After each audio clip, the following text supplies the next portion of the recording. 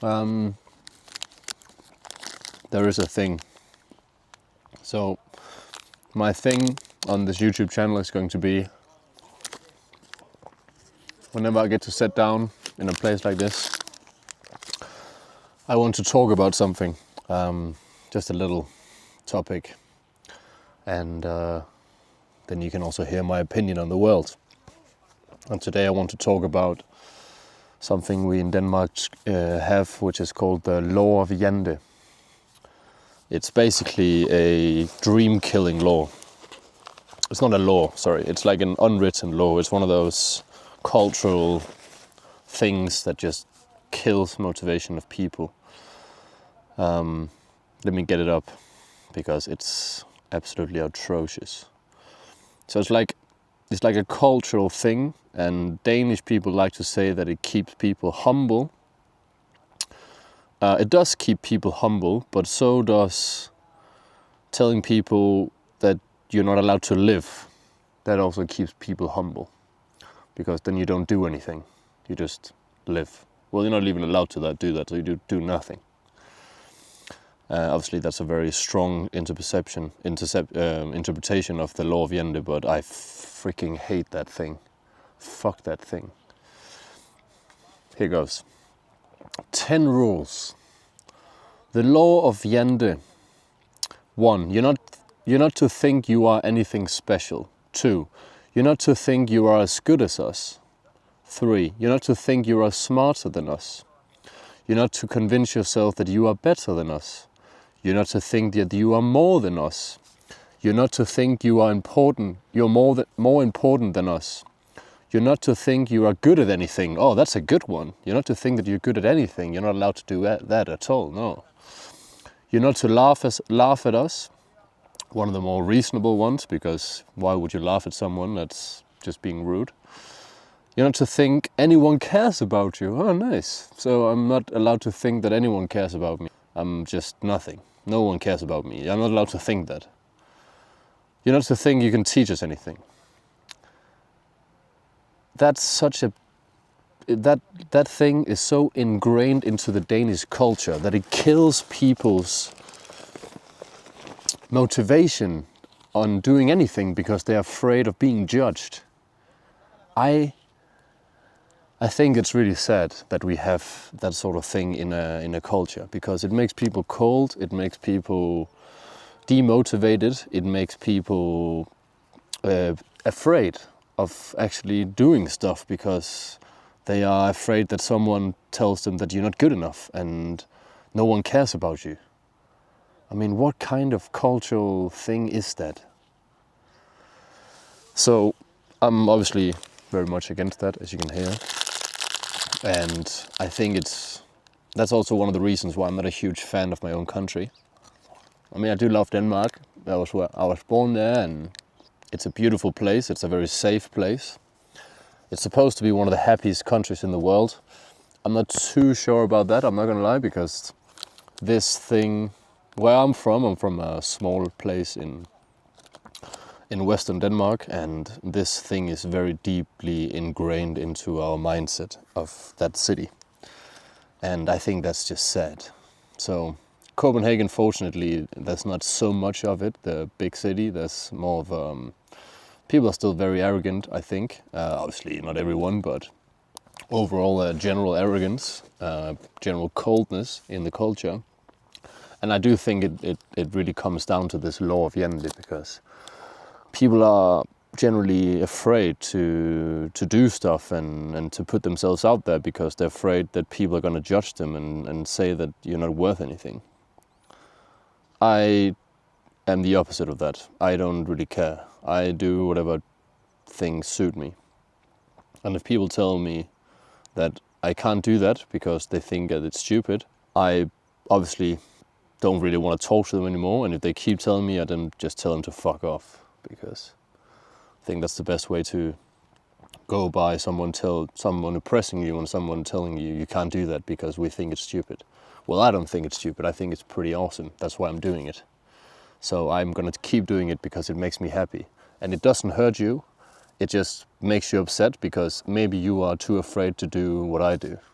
So I've had mostly comes down to like running. I've had a few comments from people that, because I'm a no one, I'm a nobody. I come from a small city in Esbjerg, and I'm not a famous person at all in any way, and I just show up to like running clubs, and I believe that if you want to be a good runner, you need to run with people that are better than you. So I always show up to the best team in the best running club, and I'm not a bad runner. I'm not one of the best, but I'm not one of the worst either. I'm like bang average. So if I want to be better, I need to run with someone that are better than me. So I went to this running club a few years ago. I went to this running club and they had this closed team.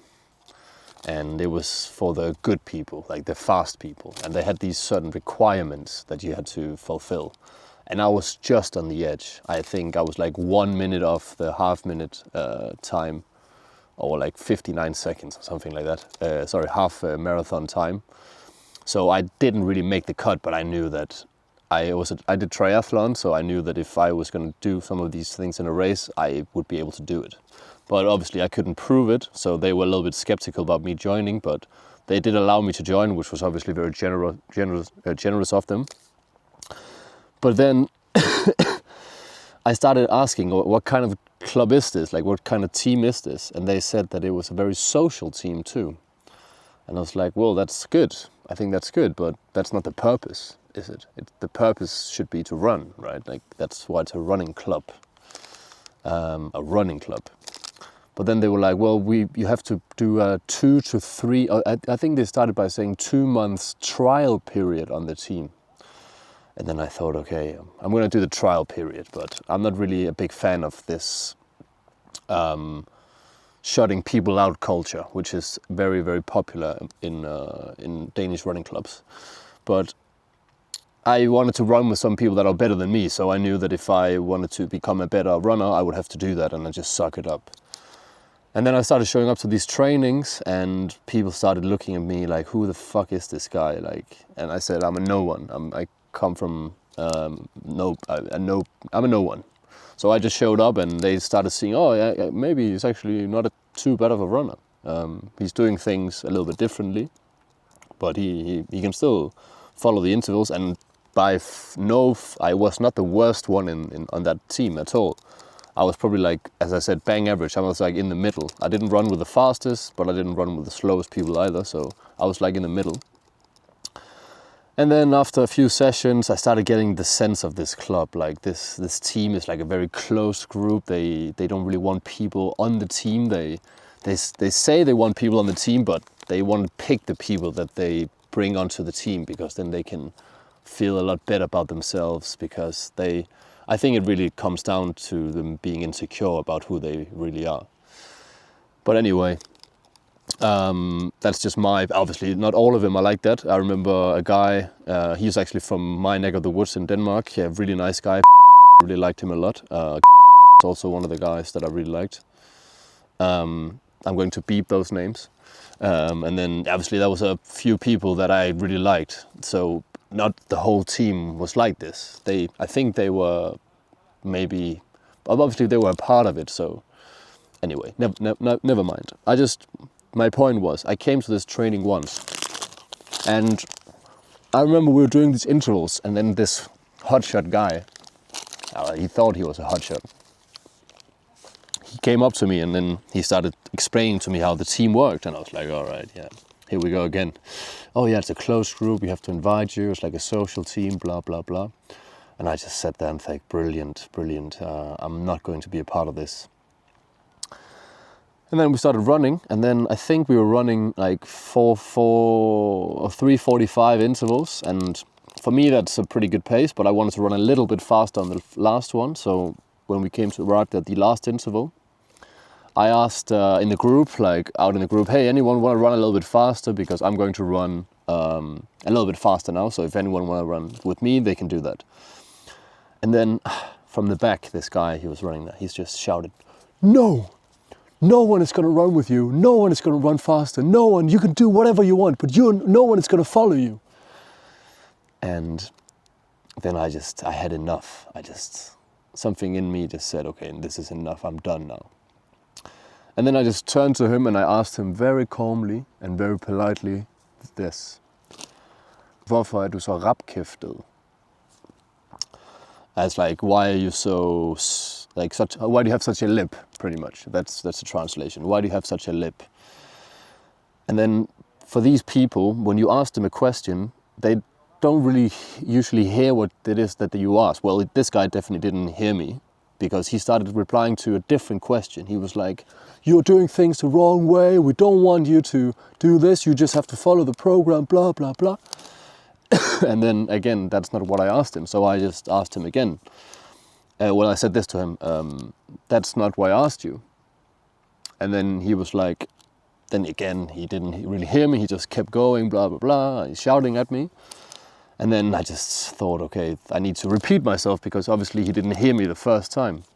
So I asked him, do you even know what it is that I'm asking you? And then this time he heard me, because I was talking in a very calm and collective voice, as I am now. I'm pretty good at that, so I'm pretty happy about that. When things click for me, I'm pretty good at like keeping my voice tone of voice. And then this time he heard me, and then I think he got a little bit surprised that someone was talking to him like that, because he became completely silent. And then he took like 5 to 10 seconds to think about what I said, and then he replied to me.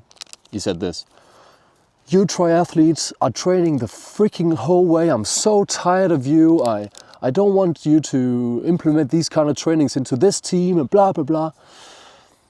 And then I was like, I'm training the way. Then I said to him, I never asked for your opinion. I'm training the way that I want to train. And then I'm asking people if they want to follow my training. And of course they're allowed to say no. No one has to follow me. I'm just saying, like, I'm doing this. And then if anyone also want to do this, which is obviously very likely in a running club, that someone also wants to run a little bit faster on the last interval, then I'm just going to ask them. So I never asked for your opinion on how I train. So, and then I said something that I don't regret, but he needed to hear that, but obviously I could have said it in a different way. I said, so I really just think that you should shut up. And then I think he was really surprised again, because I don't think anyone's ever talked to him like that. But he definitely needed to hear that. And then he just said to me, it was the worst comeback I've ever heard. He just said, I think you should shut up too. So that was a little bit, yeah. That was a sad. But my point of this whole story, obviously I'm over that. That's like many years ago now. If I see this guy, it doesn't matter. Obviously, I'm not mad at anyone. I don't hold grudges like that. I just let people go, and obviously I don't want to talk to him. He's not my friend or anything, but I mean, if I see him, no worries. I'm mad at anyone. My point of this story was that this kind of thing is a very normal part of a Danish culture. Like being this, because this comes down to Janteloven, I think. That's my personal belief. That you come down to Janteloven because you're not allowed to think that you're better than us, you're not allowed to teach us anything. Exactly, you're not allowed to teach us anything. And I'm not trying to teach anyone anything, I'm just doing what I want. But I think he might have taken it as like, I want to change the dynamic of the group, which I had no intention of, because that's impossible. But yeah, I think that's just a really sad thing about the Danish culture, because I believe Denmark should be a great country, and if we could just change this negative way of living, then we could definitely welcome more people, and people could feel more welcome to a great country. So yeah, that was my take, and